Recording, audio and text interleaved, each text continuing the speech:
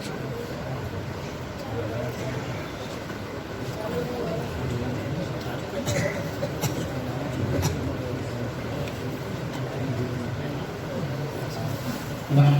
ونصلي على رسوله الكريم أما بعد أعوذ بالله من الشيطان الرجيم بسم الله الرحمن الرحيم إنا نحن نزلنا الذكر وإنا له لحافظون صدق الله مولانا العظيم.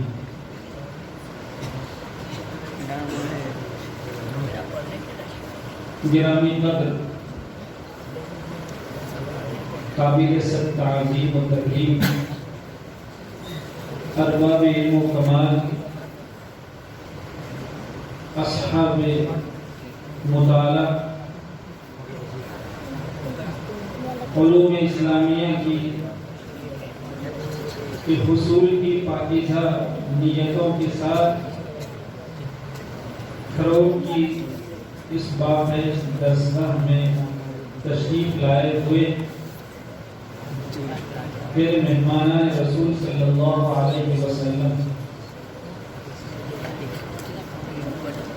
اس سے قبل کہ مسابقے کے عنوان سے دو چار باتیں آپ بھائیوں کی اور عزیزوں کی خدمت میں پیش کروں، اس کو اپنے لیے بہت ضروری خیال کرتا ہوں کہ آپ بھائیوں کا اپنی تمام تر دلی گہرائیوں سے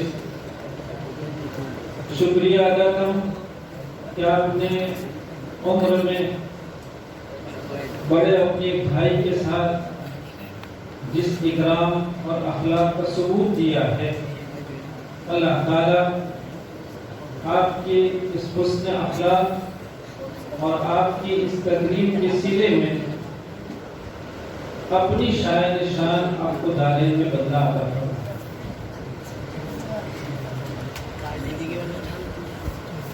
ہمارے عزیز نظامت کے حوالے سے فرما رہے تھے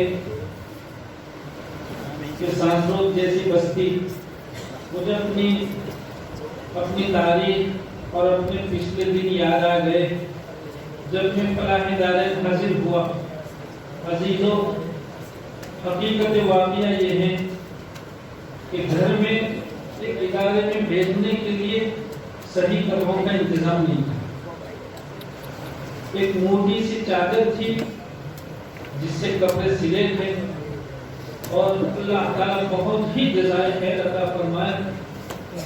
میرے مشکل جن کو ہم اپنے والد سے بھی اونچے درجے پر خیال کرتے ہیں، ایسے میرے مربی، میرے محسن، جنہوں نے طالب علمی اور تدریس کے سارے ایام میں اس عاجز کو، اس بچے کو انگلی پکڑ کے چلایا ہے اور جس کو چلنا سکھایا ہے، ایسے رئیس الجامعہ علیہم الرحمت والرضوان کہ میرا فلاح دارین کا پہلا سال تھا۔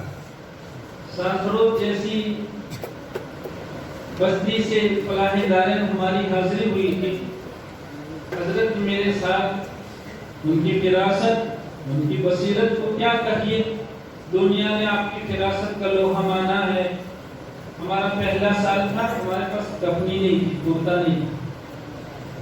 فلاح دارین میں اردو کا پورا سال ہم نے شرٹ پہن میں گزارا، لیکن اللہ کے اس بندے نے نہ معلوم قدرت نے وحی طور پر کس فراست سے ان کو نوازا تھا کہ اس عاجز پر اور عقیدے کے مارے ایک ماحول سے آئے ہوئے بچے کے ساتھ کیا احسان فرمایا کہ سال بھر میں کبھی اشارتاً آپ نے نہیں فرمایا کہ ادارہ یہاں کرتا پاجامہ ہوا کرتا ہے۔ مجھے سالانہ جلسے میں قرات کرنی تھی، پہلا ہی سال تھا، اردو کا سال تھا، سالانہ جلسے مجھے قرات کرنی تھی۔ ظاہر بات ہے شرط پین کے ساتھ تو ادارے کی طرف سے جو ہے وہ ادارے کی ترجمانی نہیں کر سکتا تھا، تو ہم نے اپنے ایک ساتھی جو منظور کیے تھے ان سے میں نے کرتا مانگا۔ اور اس کرتے کو پہن کر میں نے سالانہ جلسے میں کہا تھا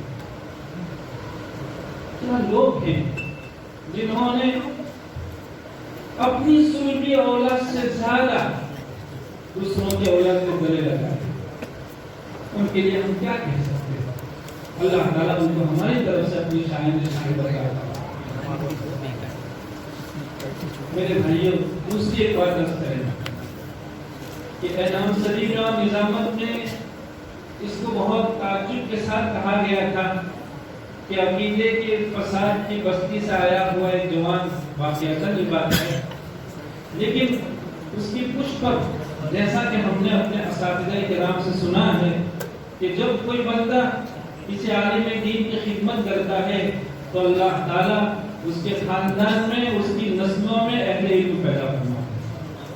مجھے برابر یاد ہے کہ ساسرود میں صحیح العقیدہ جوان ہم سے پہلے فوت تھے جو رادیر اور گابھیر سے استفادہ کر کے دارالعلوم دیوبند پہنچے۔ وہ بہت غریب گھرانے کے تھے اور ان کا مکان ہمارے سامنے میں پڑتا تھا۔ ہمارے دادا جو ایک اچھے کسان تھے، اللہ تعالیٰ نے کھیت میں اچھی برکت عنایت فرمائی تھی، چنانچہ اس غریب گھرانے کے اس جوان کے عجیب دارالعلوم دیوبند میں وہ علم حدیث شریف میں بھی رہے، پھر وہ طب میں بھی رہے، لیکن عمر نے وفا نہیں کی اور اللہ تعالیٰ کی یہاں سے بہت مختصر عمر لے کر وہ آئے تھے، وہ اللہ کو پیارے ہیں۔ اس گھرانے کی غربت کے تحت ہمارے دادا نے ان کی کفالت کی۔ ہم یہ سمجھتے ہیں کہ جہاں والدین کی دعائیں ہیں، حضرات اساتذہ کرام کی توجہات ہیں، اپنے محسنین کی احسان جو ان کا احسان ہے، وہاں ایک بڑی وجہ شاید یہ بھی ہو سکتی ہے کہ اس عالم دین کی ہمارے دادا نے خدمت کی۔ حالانکہ ہمارے دادا عقیدت ان کے عقیدے پر بہت سختی کے ساتھ قائم رہے۔ بہرحال یہ جو ہے نظامت میں ایک دو جز ایسے کہے گئے کہ ہم نے سوچا کہ ہم اپنے بچوں سے کہیں کہ اہل علم کی خدمت کبھی رائج نہیں کرتے، اپنے اساتذہ کرام کی قدر کرتے۔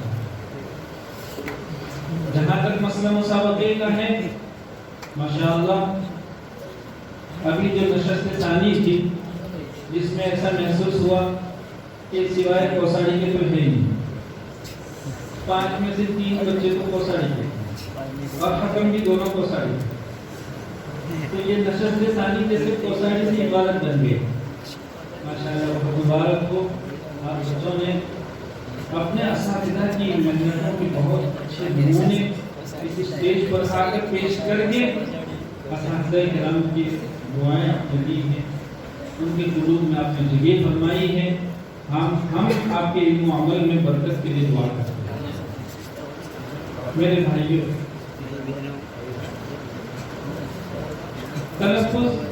تلفظ کی عمدگی، کچھ نئے لہجے جو الحمدللہ پچھلے سالوں کی بنسبت اس سال میں کچھ نئے لہجے آپ کی نظر آئے اور ایسا محسوس ہوا کہ نئے لہجوں کا آپ نے رخ اپنایا۔ مبارک، بہت مبارک ہو۔ سفر کو ہمیشہ جاری رکھیے، بلکہ اس کو اور تیز کیجیے اور اللہ رب العزت سے ہمیشہ مانگنے کا اہتمام کیجیے۔ دیکھیے پھر کائنات مستقبل انشاءاللہ آپ کے حصے میں رہے۔ بہت مبارک ہو آپ کو، آپ کے اساتذہ کرام کو، ارباب انتظام کو۔ کیا دل جلے لوگ ہیں جنہوں نے اپنے شب و روز کی تمیز ختم کر کے آپ کی کتنی عمدہ تربیت کا اہتمام کیا ہے۔ ورنہ کون جانتا ہے جب ایک بچہ دیہات سے آتا ہے، نہ وہ حرفوں کے مخارج کو جانتا ہے اور نہ وہ صفات کو جانتا ہے، لہجوں کا تو تصور ہی کہا۔ بہت مبارک ماشاءاللہ۔ اور یہ مسابقات جو ہیں تو ظاہر بات ہے کہ کسی بھی فن کا ارتقاء اور اس کی ترقی کے لیے بہت بنیادی چیز ہے، بہت مؤثر اسلوب ہے۔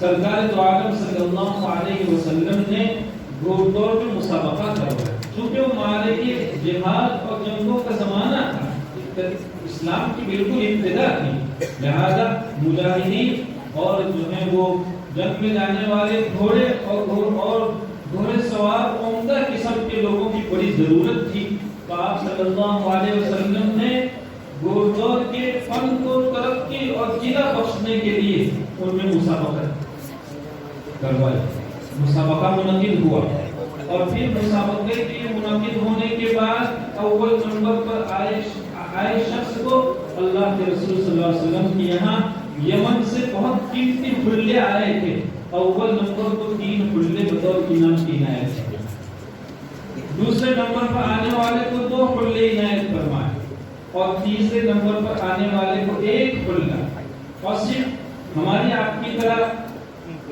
3 پر اکتفا نہیں فرمایا، بلکہ چوتھے نمبر پر آنے والے کو دینار عنایت فرمایا، 5ویں نمبر پر آنے والے کو دراہیم عنایت فرمایا، حتیٰ کہ رحمت للعالمین صلی اللہ علیہ وسلم نے 6 نمبر پر آئے ہوئے کو بھی اللہ کے رسول صلی اللہ علیہ وسلم نے کچھ چاندی عنایت۔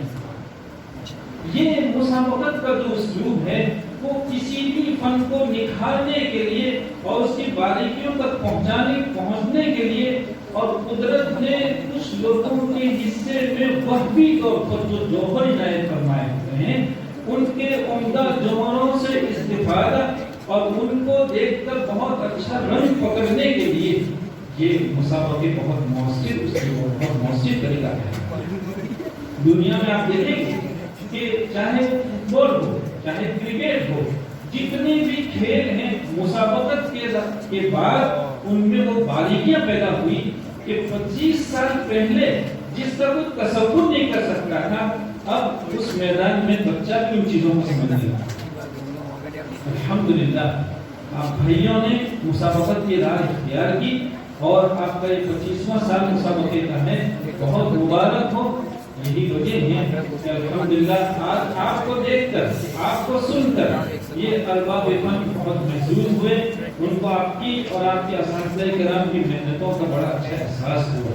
بہت مبارک ہو میرے بھائیوں۔ یہ ایک واقعتاً ایک ایسا فن تھا جس کو بڑی محنت کی، اور کچھ ایسے افراد کی ضرورت تھی جو اپنے آپ کو بالکل کھو دے، جو اس میں فنا ہو جائیں، جس کو لوگ پاگل کہنے لگے۔ اس قسم کے لوگوں کی اس فن کو بڑی ضرورت تھی، اور ایسا نہیں ہے کہ آج ہی کچھ لوگ کر رہے ہیں۔ الحمدللہ بالکل ابتدائی دور سے اللہ رب العزت نے اس فن کو کچھ ایسے موفق اور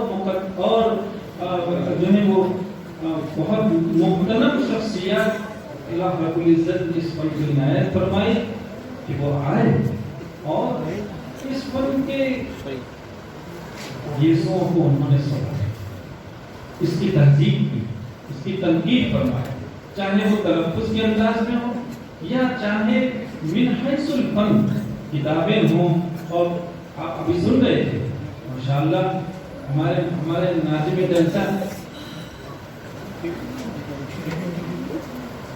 توجیحات رسم کے عنوان سے اہل علم کے ذوق کے تحت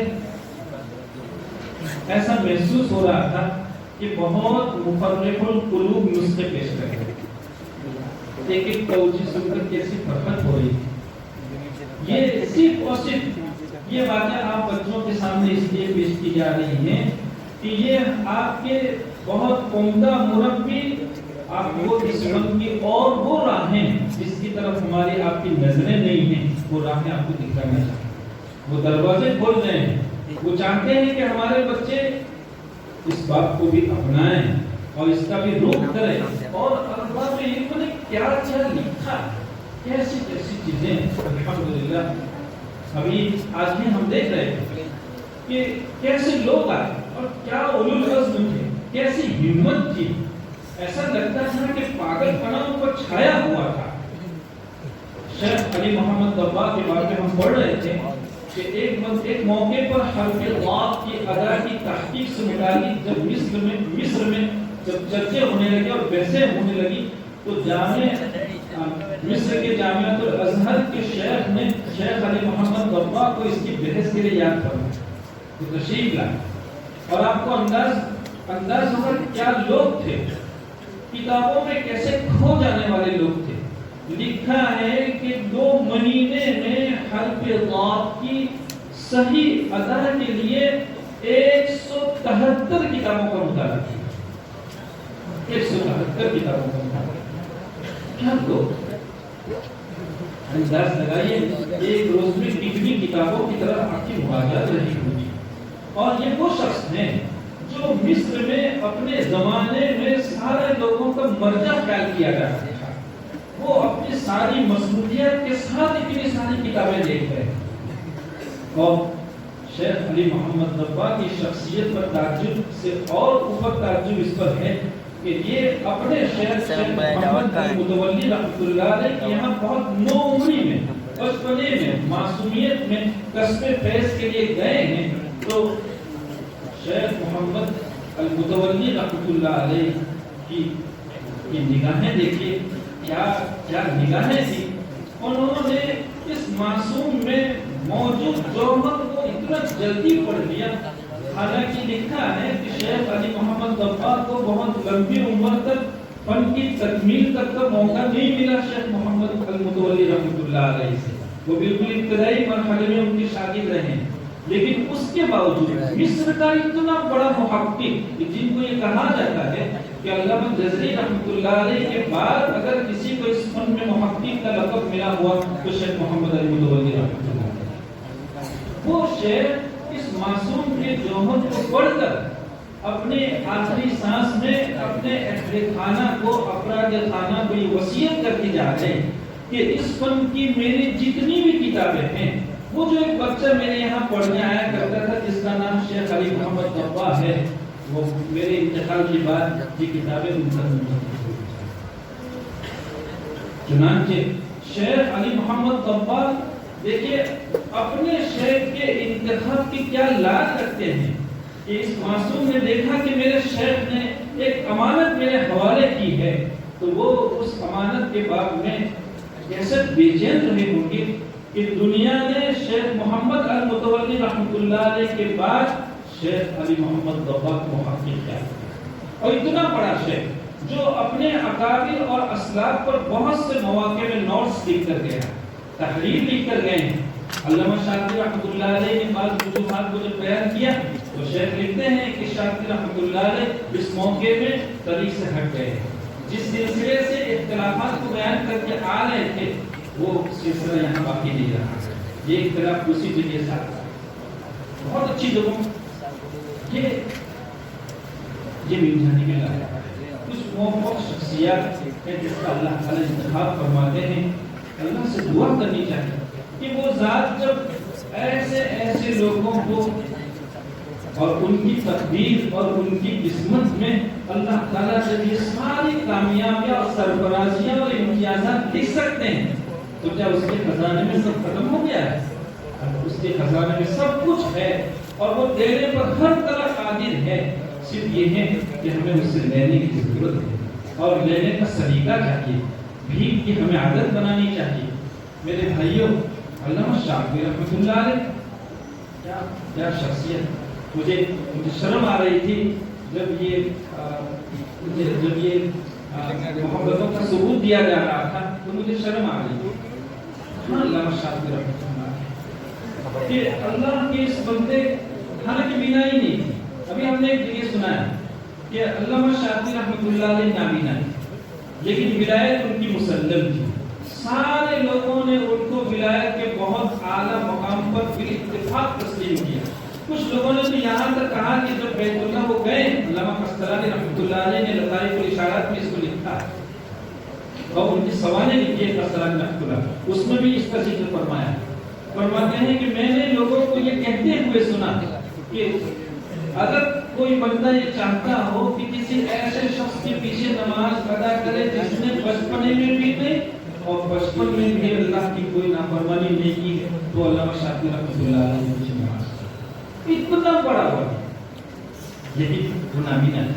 لوگوں نے ان سے پوچھا کہ آپ اللہ کے اتنے مقرب بندے ہیں اور اللہ تعالیٰ نے بینائی سے آپ کو محروم رکھا ہے. فرمایا کہ نہیں, ایسی بات نہیں.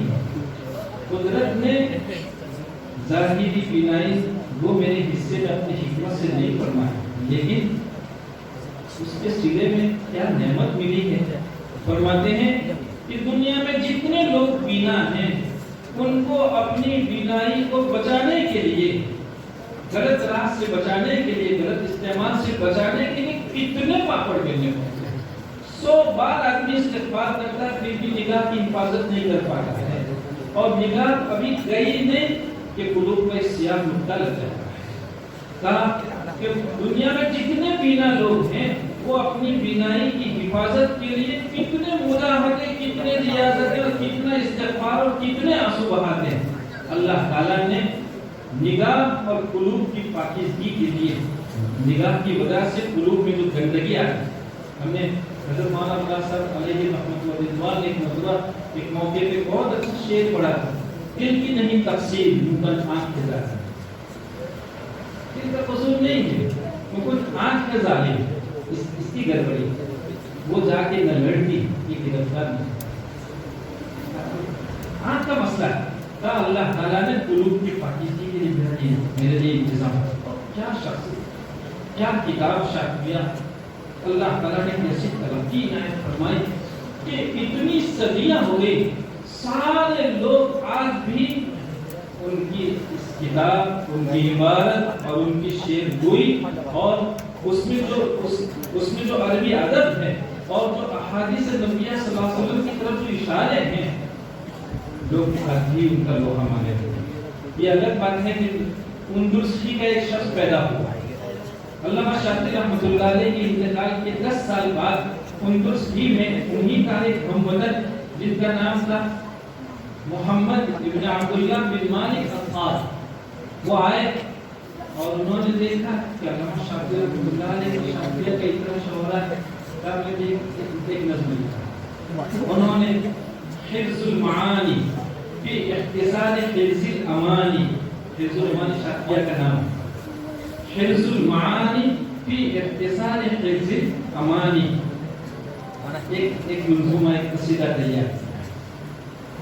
اور پھر یہ کہا وقد زادت وزادت، یعنی ان کا جو قصیدہ ہے علامہ شاطبی، زادت علی حفظ الامانی افادتا، زادت علی حفظ الامانی افادتا وقد نقصت فی الجرم ثلثا مکملا.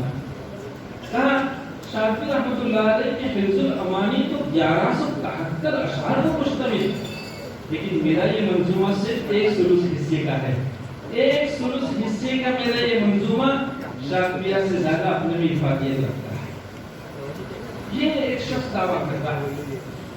لیکن بھائیو، علمی راہ میں حفظ، اللہ کے یہاں حفظ اور افضلیت کی جو قیمت ہوا کرتی ہے، دعوے ساری نعمتوں کو ضائع کر دیا کرتے ہیں، سارے کمالات کے دعوے پانی پھیر دیا کرتے ہیں. اللہ تعالیٰ اس سے ہماری حفاظت فرمائے، تواضع و انکساری کی راہ اپنانے کے اللہ تعالیٰ ہمیں توفیق عطا فرمائے. علامہ جزری رحمۃ اللہ علیہ جیسا محقق، اتنا بڑا محقق، ان کی جو تحقیق کی، ایک مرتبہ جب ایک رومی شخص سے ان کی ملاقات ہوئی تو رومی کو بلایا اور کہا بھائی یہ آپ کی زبان میں قانون عمدہ چیز کو کہا جاتا ہے، اس لیے کہ امام نافع رحمۃ اللہ علیہ نے قرات کی عمدگی کی وجہ سے امام قانون جن کا نام عیسیٰ تھا، تو کہا کہ ان کو قانون کا لقب عنایت فرمایا تھا کیونکہ قانون رومی تھے. تو کہا یہ واقعہ ہے کہ آپ کی زبان میں کسی عمدہ چیز کو قانون کہا جاتا ہے، لیکن تصدیق کا ذوق تحقیق ہے. تو ہاں واقعہ یہی ہے. یہ علامہ جزری رحمۃ اللہ علیہ محمد ابن عبداللہ بن مالک داعش سے متعلق لکھ رہے ہیں کہ مجھے کوئی ایک شخص بھی ایسا نہیں ملا کہ جس کی سند محمد ابن عبداللہ داعش سے. دیکھیے اللہ تعالیٰ نے بیعت کا دروازہ کیسا بند کر دیا کہ ایک شخص کو میں نہیں جانتا ہوں کہ کسی نے علم قرات میں محمد ابن داعش سے استفادہ کیا اور اسے سند دی. جبکہ علامہ شاطبی رحمۃ اللہ علیہ کے قصیدہ مارکیٹ میں آتا کیا اور وہ قرات میں ایسی بہار لے آتا ہے کہ بڑے بڑے مفسرین اور محققین، محدثین اور فقہا آپ دیکھیں گے مارکیٹ میں علامہ شاطبی رحمۃ اللہ علیہ کی اس قصیدے کے کیسے کیسے شراح موجود ہیں، بڑے بڑے شراح. حضرات محدثین نے شاکر رحمۃ اللہ علیہ کی مراد بیانی کو اپنے لیے سعادت کیا، مفسرین نے خیال کیا، اس شریف فن سے ہر ایک نے اپنے رشتے کو اپنے لیے شرط خیال کیا۔ اسی لیے شرط اصل نہیں ہے، اصل قرآن کریم ہے، قراءت کے فن کی شرافت ہے، اور وہ چاہتے تھے کہ یہ شرافت ہمارا، اس شرافت سے ہماری نسبت اور ہمارا بھی رشتہ ہے۔ چنانچہ انہوں نے علامہ شاکر رحمۃ اللہ علیہ کی مراد بیانی اور عنوان سے عجیب و غریب شروحات کی۔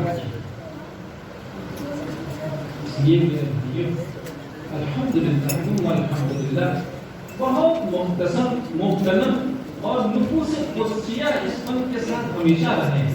چنانچہ جب بھی کبھی ایسا موقع آیا کہ اس فن کی ادا تو کبھی نقصان آنے کا خطرہ ہوا تو اللہ کے کچھ موفق بندے، کچھ بیدار بندے کھڑے ہو جاتے ہیں اور قرآن کریم کی کیفیت نزول کی حفاظت کے لیے اپنے آپ کو وقف کر دیتے ہیں۔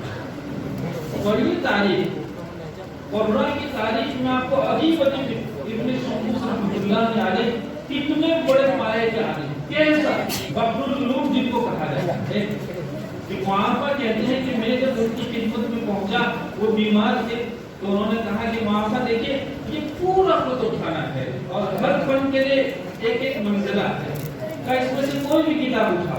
چنانچہ موافق کہتے ہیں کہ میں نے کئی فنون کی ایک ایک کتاب اٹھائی، ابن شموس نے من اولی الی آخری وہ کتاب زبانی سنا، اتنا بڑا شخص۔ لیکن جب ابن شموس کو بھی شوق لگا کہ منتخبات اور اختیارات اور اصحاب اختیار میں ہمارا بھی ایک نام آئے اور انہوں نے اختیارات اختیار کرنے کی کوشش کی، تو اللہ کے بندے کھڑے ہوئے، اختیار کا دور ختم ہو، اب کوئی نہیں کر سکتا۔ جب کبھی ایسا مسئلہ آیا، آپ دیکھیے ابھی ماضی قریب میں مصر کے بہت عمدہ خوش الہام جوان جن کو شیخ اکبر کہا جاتا ہے، وہ جب قراتوں میں گڑبڑیاں کرنے لگی تو مصر میں باقاعدہ ان کے لیے مجلسیں بلائی گئی اور ان کی قرات جو عام مجامع میں ہوا کرتی تھی اس پر بین لگا دیا بند کر دیا۔ آپ دیکھیے جہاں کہیں لوگوں نے کتابوں میں فرق کو بیان کرتے ہوئے کچھ گڑبڑیاں کی، بعد کے لوگوں نے آ کر اس پر نوٹ لکھا کہ غلط ہے۔ یہ الحمدللہ یہ وہ فن ہے جس کی ترتیب اور تہذیب کا عجیب و غریب سلسلہ چلا۔ بس یہ ہے کہ وہ اکابر یہ ساری چیزیں منعقد کر کے اب ہمیں اور آپ کو امانت کے طور پر دے کر گئے ہیں۔ بس اب ضرورت اس بات کی ہے کہ ہم اللہ تعالیٰ کے انتخاب اور اپنے اکابر کی ان امانتوں کا ہمیں احساس کریں اور اس احساس کے ساتھ اپنے آپ کو ہر طرح فارغ کر کے اس من کی خدمت کے لیے اللہ تعالیٰ کی توفیق کو مانگتے ہوئے دیکھیے یہ صرف 2-3 حقوق اور 2-4 نصیحت اور یہاں ختم نہیں ہوتے۔ بہت اچھا ہے ماشاءاللہ، ظاہر بات ہے کہ ایک جوان جب بہت عمدہ انداز میں اللہ کے کلام کو پڑھتا، مجھے بعض وہ شخصیات معلوم ہیں، میں نے ان کا اس مدارس کا مشاہدہ کیا ہے کہ جب ایک بندہ تلاوت کرتا ہے تو پیچھے چیخیں نکل جاتی ہیں۔ میں ان نمازوں کو جانتا ہوں جہاں امام بہت عمدہ آواز کی تلاوت کرتا تھا، عین نماز میں کچھ لوگ اپنے آپ کو نہیں سنبھال پائے تو وہ چیخیں نکل جاتی ہیں۔ یہ وہ جوہر ہے جو یہ سلسلہ کرام اور یہ پاکیزہ دستائیں آپ کے حوالے کر دیا ہے۔ آپ کی یہ اللہ تعالیٰ کا شکر ادا کیجیے اور اس کی قدر پہچانیے۔ اللہ تعالیٰ مجھے اور آپ کو ہمیشہ تازہ حیات علوم اسلامیہ اور اس شریف فن کے ساتھ خصوصی نسبت اور تعلق نصیب فرمائے اور اس کے لیے مر مٹنے کا جذبہ یہ سمجھے کہ اللہ تعالیٰ نے اس دنیا میں اس کے سوا کسی اور کام کے لیے ہمیں پیدا نہیں کیا ہے، ہم صرف اور صرف ہیں تو اسی فن کے محافظ ہیں۔ اللہ تعالیٰ یہ جذبہ اور دعائیہ ہمیں اور آپ کو نصیب فرمائے۔ وآخر دعوانا الحمدللہ رب العالمین۔